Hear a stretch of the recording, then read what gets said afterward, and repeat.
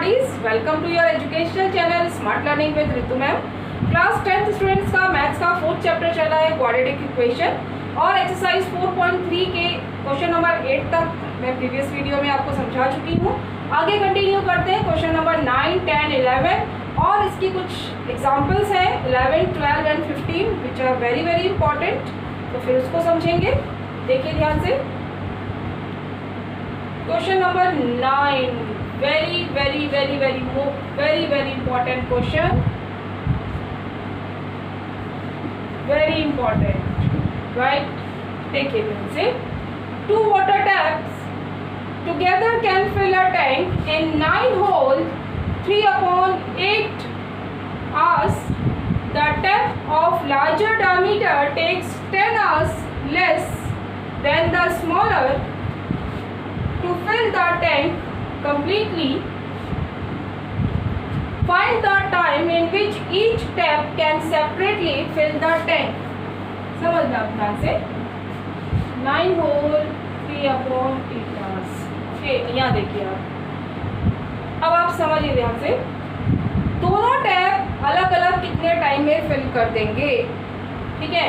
हमने कहा let smaller tap takes x hours।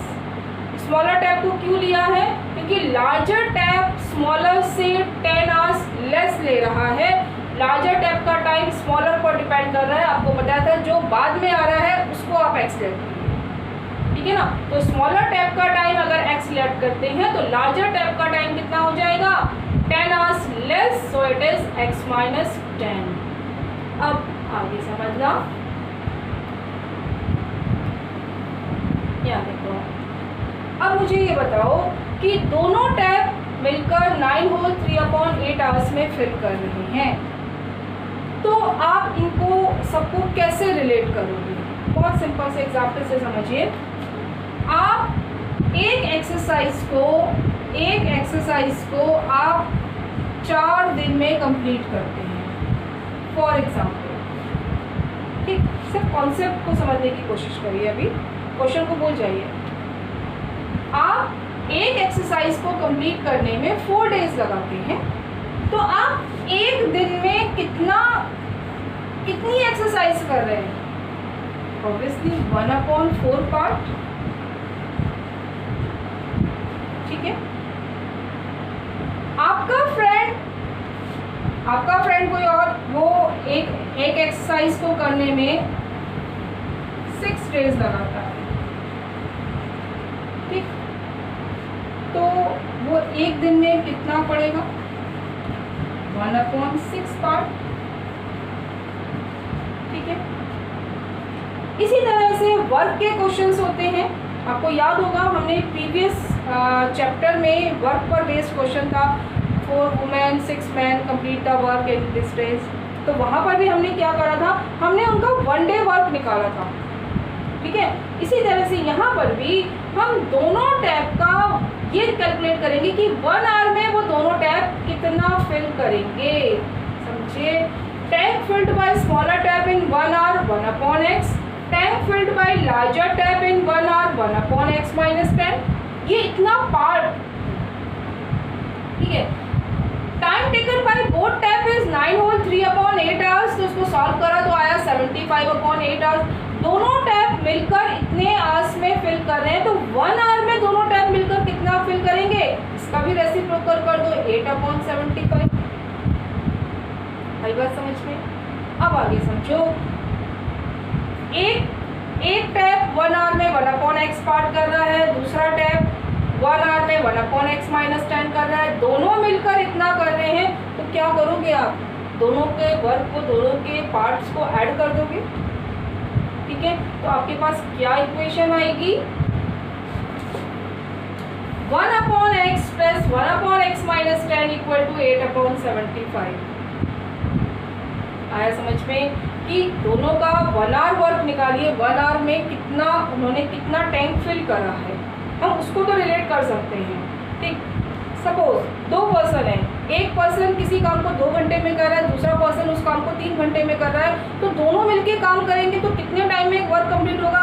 आप डायरेक्ट उनको ऐड करके या सब्ट्रैक्ट करके मल्टीप्लाई करके नहीं सॉल्व कर सकते, आपको क्या करना पड़ेगा, उनका 1 आवर वर्क निकालना पड़ेगा। इसी तरह से यहाँ पर भी हमने किया कि हमने स्मॉलर टैब का 1 आवर में इतना पार्ट फिल कर रहा है टाइम का, लार्जर टैब 1 आवर में इतना पार्ट फिल कर रहा है। अगर दोनों मिलके करेंगे तो ऑब्वियसली दोनों का वर्क या दोनों का पार्ट ऐड हो जाएगा। ठीक है, दोनों टैब मिलकर कितने आवर्स में फिल कर रहे थे, 75/8 आवर्स। तो 1 आवर में कितना पार्ट कर रहे होंगे, इसका भी रेसिप्रोकल कर दिया, 8/75 पार्ट। तो दोनों का टोटल पार्ट कितना हो गया, 1/x plus 1/x minus 10 equal to 8/75। Right, आगे आपको सिंप्लीफाई करना है, x minus 10 plus x LCM ले लो। ठीक है, और सिंप्लीफाई करेंगे तो सिंप्लीफाई करने के बाद आ गया 8x² minus 230x plus 750 equal to 0। Right, अब आगे देखिए, जब भी आपके पास ऐसी इक्वेशन आ जाए जिसमें आपका कुछ भी कॉमन नंबर से डिवाइड हो रहा हो तो उसको पहले सिंप्लीफाई कीजिए। तो ये मैंने देखा ये 2 से डिवाइड हो रही थी तो 2 से डिवाइड कर दिया। ठीक, अब आगे यहाँ समझो आगे। अब इस क्वेश्चन में अगर मैं स्प्लिटिंग मिडिल टर्म से करती हूँ फैक्टराइजेशन से तो बहुत लंबा हो जाएगा। आप 4 को 375 से मल्टीप्लाई करोगे, बड़ा बिगर नंबर आएगा, उसको ऐसे फैक्टर प्लस करने पर 115 बहुत ज़्यादा सोचना पड़ेगा। ठीक है, आपको समझ में आता है, आप इजीली कर सकते हैं तो बहुत अच्छी बात है। नहीं तो अगर कहीं प्रॉब्लम हो तो डायरेक्ट आप क्वाड्रेटिक फॉर्मूला लगाइए। ठीक, b² minus 4ac, b² minus 4ac किया। अच्छा, अब पहले मैं आपको एक चीज़ और समझाना चाहती हूँ। ये मैंने इसकी एक वीडियो भी बनाई थी जिसमें मैंने आपको शॉर्ट ट्रिक्स समझाई थी। ठीक है, उसका लिंक मैं डिस्क्रिप्शन में दे दूँगी, समझिए ध्यान से। अगर आपको 115 का स्क्वायर करना है, ठीक, तो इसका एक शॉर्टकट ट्रिक है कि 5 का स्क्वायर तो कर दिया 25 और 11 को नेक्स्ट कॉन्जिक्यूटिव नंबर से मल्टीप्लाई कर दिया, मतलब 11 को 12 से मल्टीप्लाई करके लिख दीजिए। तो 12 1 जा 12, 1 कैरी, 12 1 जा 12, 1 13 और 1 3 2 2 5। आई पसंद में? तो किसी भी नंबर का जिसकी लास्ट में 5 हो उसका स्क्वायर करने की टेक्निक क्या है, आप लास्ट का तो स्क्वायर 25 और जो पहले नंबर बचा उसको नेक्स्ट कॉन्जिक्यूटिव नंबर से मल्टीप्लाई कर दो, यू गेट द आंसर। देखिए ध्यान से, आया 13225 और इधर सॉल्व किया तो 6000 माइनस किया 7225। अब आगे समझो, जैसे मैंने स्क्वायर करना बताया है ऐसे ही स्क्वायर रूट 7225, देखो ध्यान से 7225 अगर इसका स्क्वायर रूट करोगे तो 25 का तो स्क्वायर रूट हो गया 5। ठीक, 72 किन दो कॉन्जिक्यूटिव नंबर्स को मल्टीप्लाई करके आता है, जल्दी बोलो।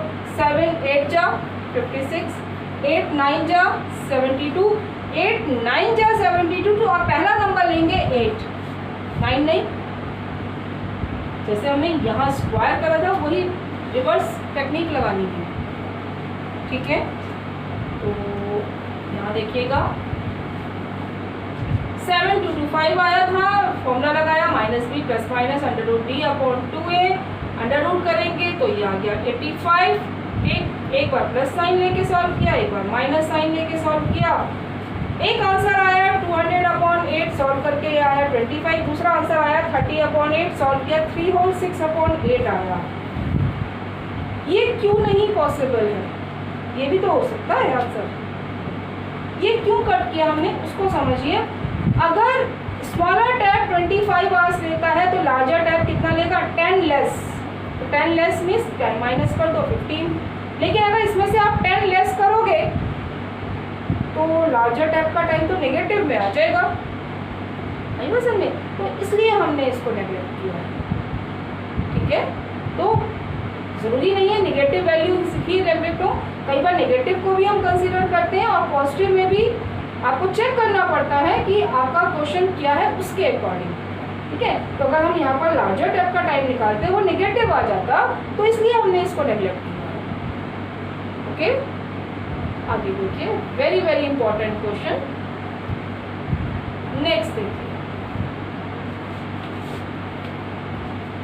an express train takes, question number 10, 1 hour less than the passenger train to travel 132 km between Mysore and Mangalore. Without taking into consideration the time they stop at intermediate station.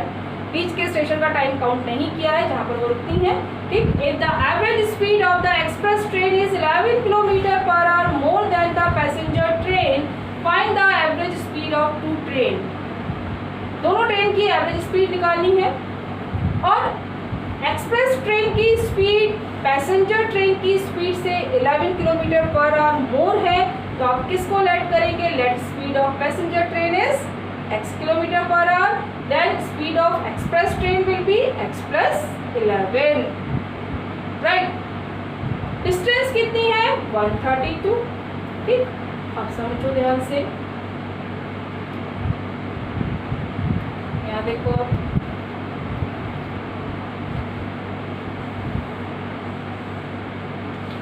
132 distance है, तो time passenger train को कितना time लगेगा? 132 upon x, distance upon speed. Express train को कितना time लगेगा? 132 upon x plus 11। ठीक, और दोनों के टाइम का डिफरेंस आपको गिवन है 1 आवर, लेस और मोर दोनों में आप माइनस करेंगे। बस ध्यान रखना है बिगर में से स्मॉलर माइनस करेंगे, और उसके लिए आपको एक टेक्निक बता रखी है, लेस डिनोमिनेटर कम फर्स्ट। जिसका डिनोमिनेटर कम है उसको पहले लिखिए, ठीक है। और ये डिफरेंस कितना गिवन है आपको? 1, राइट। देखिए, so it is 132 upon x minus 132 upon x plus 11 equal to 1, right. 132 common ले लिए, कॉमन लेने के बाद एलसीएम लेते हैं, तो x प्लस 11 माइनस x, इसको सिंप्लीफाई करना है, वो आपको बहुत अच्छे से आता है। x से x कैंसिल हो जाएगा, ये दोनों कैंसिल हो गए, ठीक है। तो बचा 132 इंटू 11, सॉल्व किया 1452 आ गया, क्रॉस मल्टीप्लाई करेंगे और सिंप्लीफाई करेंगे, तो x square plus 11x minus 1452 equal to 0। अब आप फैक्टराइजेशन से करना चाहें या क्वाड्रेटिक फॉर्मूला, ये आपको डिपेंड करता है। तो 1452 के मैंने फैक्टर करके देखे, 11 से देखा तो डिफरेंस 11 नहीं आ रहा था, और आगे बढ़े। इसमें देखो क्या टेक्निक करते हैं, इसको 2 से मल्टीप्लाई कर दो, इसको 2 से डिवाइड कर दो, 22 इंटू 66, देखा अब भी नहीं आ रहा है डिफरेंस। फिर अब 3 से मल्टीप्लाई कर दिया, इसको 3 से डिवाइड कर दिया, तो 33 इंटू 44, देखा तो इसका डिफरेंस हो रहा था। अगर आपको नहीं समझ में आया, क्वाड्रेटिक फॉर्मूला लगाइए डायरेक्ट, टाइम वेस्ट नहीं करेंगे, ठीक। सो 44 माइनस 33 सिंप्लीफाई करा, तो x plus 44 and x minus 33, इसके दो फैक्टर हो गए। If x plus 44 equal to 0, then x equal to minus 44, right? If x minus 33 equal to 0, x equal to 33. Since speed cannot be negative, that's why x equal to 33. So passenger train speed is 33 kilometer per hour, and express train speed is 33 plus 11, that is 44 kilometer per hour. Okay. Next देखिए, question number 11, देखिएगा ध्यान से। Again very very important, मैंने आपसे पहले भी कहा exercise 4.3 का जो भी वर्ड प्रॉब्लम है वो सारे इंपॉर्टेंट हैं, मोस्ट इंपॉर्टेंट क्वेश्चंस, ठीक। देखिए, sum of the areas of two square is 468 square metre, दोनों के एरिया का सम गिवन है। The difference of their parameters is 24 metre, find the side of the squares. अब समझना ध्यान से, दोनों की साइड्स, दोनों स्क्वायर्स की साइड्स में कोई डायरेक्ट रिलेशन नहीं गिवन है, तो हमने एक को x दूसरे को y लेट कर दिया, ठीक। Left side of two squares are x and y metre. अब एरिया का सम गिवन है 468, स्क्वायर का एरिया होता है साइड स्क्वायर, तो पहली इक्वेशन बन गई x square plus y square equal to 468। आगे समझो, दोनों के पैरामीटर्स का डिफरेंस 24 है, तो यहाँ पर अब हमें कंसीडर लेट हम x को बिगर लें या y बिगर लें, ठीक है। अगर हम x बिगर लेते हैं तो पैरामीटर होगा 4 into side, 4x minus 4y equal to 24, right. यहाँ से सॉल्व किया, 4 से डिवाइड कर दिया, x minus Y equal to 6 आ गया, y की वैल्यू आ गई x माइनस 6, y की वैल्यू यहाँ पुट कर दो, ठीक है। वैल्यू पुट करी, X square plus X minus 6 whole square, simplify करेंगे, क्वाड्रेटिक इक्वेशन बन गई, ठीक है। अगर आपकी इक्वेशन मैं बार बार कह रही हूँ किसी नंबर से डिवाइड होकर सिंप्लीफाइड हो रही है तो पहले उसको वो जरूर करें, उसके बाद आप किसी भी मेथड से सॉल्व कर सकते हैं। X square minus 6x minus 216 equal to 0 आया, फैक्टर करके देखें तो 12 और 18 से हो रहा था, 18 माइनस 12 6 होता है, फैक्टर करें और यहाँ से x माइनस 18 और x प्लस 12 दो फैक्टर हो गए, ठीक है। x minus 18 equal to 0, x equal to 18 और प्लस से वैल्यू नेगेटिव आएगी, since side can not be negative so it will be neglected. और x 18 आया है तो y की वैल्यू कितनी हो जाएगी, x minus 6, 18 minus 6 that is 12, ठीक। तो दोनों स्क्वायर्स की साइड आ गई, 18 metre and 12 metre, right. Next देखिए, अब आपकी एक्सरसाइज तो कंप्लीट होती है लेकिन इसमें कुछ एग्जांपल्स हैं वो भी इम्पोर्टेंट है, तो समझिए। Find to consecutive odd positive integers. अब समझना ध्यान से, अगर आता है कॉन्जिक्यूटिव इंटीजर्स, यहाँ देखें कॉन्जिक्यूटिव इंटीजर्स, ठीक, तो हम लेते हैं x और दूसरा x प्लस 1, राइट। लेकिन अगर आए कॉन्जिक्यूटिव ऑड या इवन दोनों, तो या तो कॉन्जिक्यूटिव ऑड है या कॉन्जिक्यूटिव इवन आए तो आप कैसे लेट करेंगे। पहला नंबर तो x, अब आप एक एग्जाम्पल से समझ भी सकते हैं। आप कोई भी एक ऑड नंबर सोच लीजिए, ठीक है। नेक्स्ट ऑड नंबर कितना होगा, कैसे आया, सपोज मैंने एक ऑड नंबर लेट किया 9, तो नेक्स्ट ऑड नंबर क्या होगा 11, कैसे आया 2 ऐड करके, ठीक है। तो नेक्स्ट नंबर कैसे आएगा, अगर एक नंबर x है तो दूसरा नंबर कैसे आएगा x प्लस 2, ठीक। इसी तरह से आप इवन सोचिए, कोई भी एक इवन नंबर सोचिए, फिर उसके बाद देखिए नेक्स्ट इवन नंबर कैसे आ रहा है, क्या करके आ रहा है 2 ऐड करके आ रहा है। अगर सपोज मैंने एक नंबर 50 लिया है तो नेक्स्ट नंबर क्या आ रहा है 52, राइट, तो 2 ऐड करके आ रहा है। तो अगर आप कॉन्जिक्यूटिव इंटीजर कहा जाएगा तो x और x प्लस 1 लेंगे, और अगर ऑड या इवन वर्ड आ रहा है तो x और x प्लस 2 लेट करें, ठीक है। तो here let consecutive two consecutive odd positive integers are x and x plus 2, क्या है the sum of whose squares, दोनों का स्क्वायर करो और फिर उनका सम कर दो and that is equal to 290। Simplify करते चले जाइए, x की वैल्यू आ जाएगी, x की वैल्यू है 13 और यहाँ से x प्लस 13, x माइनस 11, दोनों को सॉल्व किया, x इक्वल टू माइनस 13 आया। सिंस हमें गिवन है कि पॉजिटिव इंटीजर्स है so negative value will be neglected, so x equal to 11, so the consecutive odd positive integers are 11 और 11 plus 2 that is 13। Okay. Next, yes, again one of the very important question. A rectangular park is to be designed whose breadth is 3 meter less than its length. Breadth length से 3 meter less है तो length is x and breadth is x minus 3। कैसा field है, rectangular park है, हमने एक rectangular field बनाया जिसकी लेंथ है x और ब्रेथ है x माइनस 3, ठीक है। समझना ध्यान से, आगे क्या है, it's area is to be 4 square metre more, इसका एरिया 4 स्क्वायर मीटर, इसका रेक्टेंगल का एरिया 4 मीटर स्क्वायर ज़्यादा है किससे, then the area of the park that has already been made in the shape of an isosceles triangle with its base as the breadth। isosceles triangle का base क्या है, जो rectangle की breadth है, ठीक। and altitude of the isosceles triangle is 12 meter। find the length and breadth of the path, ठीक। हमने length x late करी तो breadth हो गई x माइनस 3। जो कंडीशन दोनों के एरिया में क्या गिवन है कि जो रेक्टेंगल का एरिया है वो 4 स्क्वायर मीटर ज़्यादा है किससे, आइसोसेलेस ट्रायंगल के एरिया से, ठीक। अब area of rectangle equal to area of triangle plus 4 ज़्यादा है, तो रेक्टेंगल का area length into breadth x into X minus 3। Isosceles triangle का एरिया सिंस हमें एल्टीट्यूड गिवन है half into base into height, half into X minus 3 into 12 plus 4। ठीक, 2 से cut किया, 2 6 12। ठीक है, यहाँ से ये कट कर दीजिए, 2 6 12 और 6 से मल्टीप्लाई कर दीजिए, 6x माइनस 18 प्लस 4 सेपरेट रहेगा। ध्यान रहे बॉडमास रूल फॉलो करना है। यहाँ पर स्टूडेंट क्या मिस्टेक करते हैं, ये कट कर दिया, 6 प्लस 4 10 कर दिया।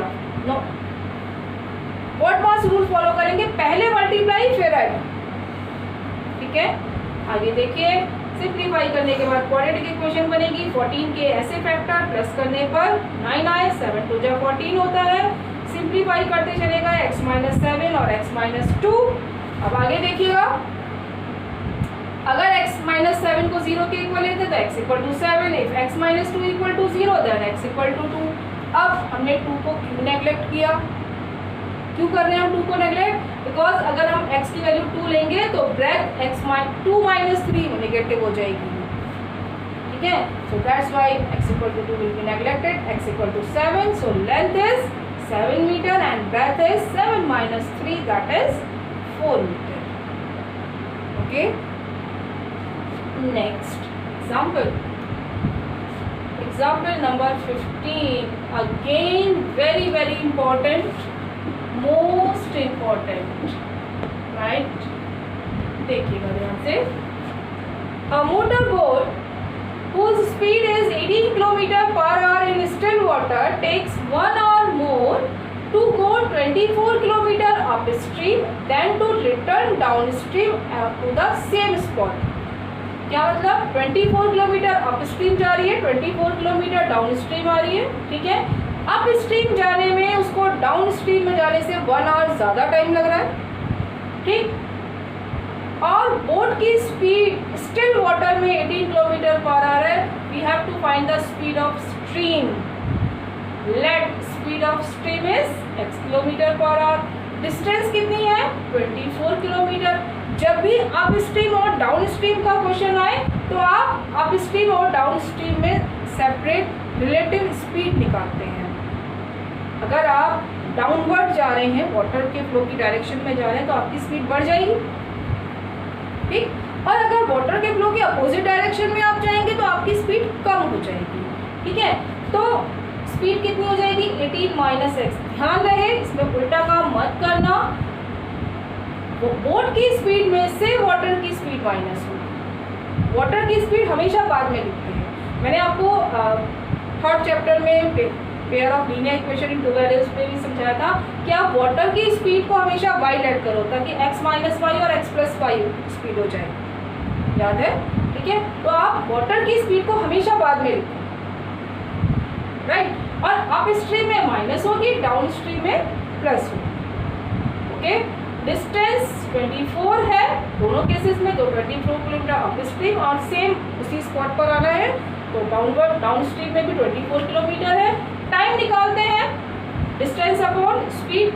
अप स्ट्रीम में टाइम लगेगा 24 अपॉन 18 माइनस एक्स और डाउन स्ट्रीम में टाइम लगा 24 अपॉन 18 प्लस एक्स।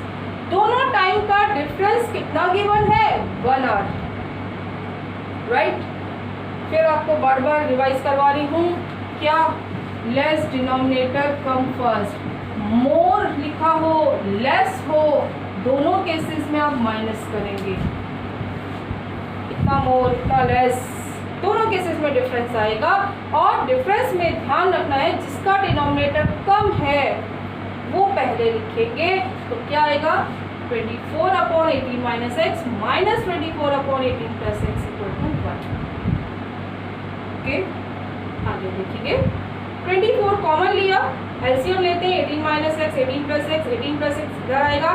फिर देखो आप ध्यान से, बीच में माइनस साइन है तो आप ब्रैकेट में लिखो। याद रखो ये छोटी छोटी चीज़ें हैं जो आप एग्जाम में बहुत ज़्यादा मिस्टेक करके आते हो, और एक छोटी मिस्टेक से आपका पूरा क्वेश्चन गलत हो जाता है। ठीक है, तो यहाँ पर ब्रैकेट ओपन करेंगे, साइन चेंज हो जाएगा, 18 से 18 कैंसिल हुआ, ठीक, और सिंप्लीफाई करा, 18 से 18 कैंसिल हो गया, 2x आया। मल्टीप्लाई करा 2x को 48x, क्रॉस मल्टीप्लाई कर दो 324 माइनस एक्स स्क्वायर, ए प्लस बी ए माइनस बी का फॉर्मूला लगा दिया यहाँ पर डायरेक्ट, राइट। आगे सिंप्लीफाई करते हैं, here it is x square plus 48x minus 324 equal to 0। 324 के ऐसे फैक्टर कि माइनस करने पर 48 आए, तो 4 से देखा 81 हो रहा था, और आगे चले 6 से देखा 6 इंटू 54 माइनस करने पर 48 आ गया, समझ में आ गया, बहुत अच्छी बात है। नहीं तो क्वाड्रेटिक फॉर्मूला, ठीक है, वो तो हमारे पास मास्टर मेथड ऐसा है कि कुछ भी समझ में नहीं आ रहा है क्वाड्रेटिक फॉर्मूला लगा दो, ठीक। So x square plus 54 minus 6x, और आगे आपको सिंप्लीफाई करना आता है, x प्लस 54 x माइनस 6, दो फैक्टर आ गए, और दोनों से जब सॉल्व किया तो x की वैल्यू माइनस 54 और x की वैल्यू आई 6, ठीक। अब आगे समझो, speed can not be negative, that's why x equal to 6, ठीक। सो x 6 है तो speed of stream equal to 6 kilometre per hour, okay. तो ये आपके एनसीईआरटी के सारे क्वेश्चंस कंप्लीट होते हैं with each and every exercise and examples, ठीक है। आप इन क्वेश्चंस की अच्छे से प्रैक्टिस करिए, और फिर कहूँगी खुद करके देखिए, समझ लीजिए पहले, फिर उसको दोबारा से बिना चीटिंग करे अपने आप करिए। कोई भी प्रॉब्लम हो तो आप डिस्कस कर सकते हैं, आप कमेंट सेक्शन में कमेंट करें। वीडियो पसंद आए तो उसको लाइक ज़रूर करें, और जिन्होंने अब तक चैनल सब्सक्राइब नहीं किया है वो प्लीज़ चैनल को सब्सक्राइब करके बेल आइकन प्रेस करें, ताकि आप नए वीडियोस का नोटिफिकेशन ले सकें। Thank you so much, God bless you.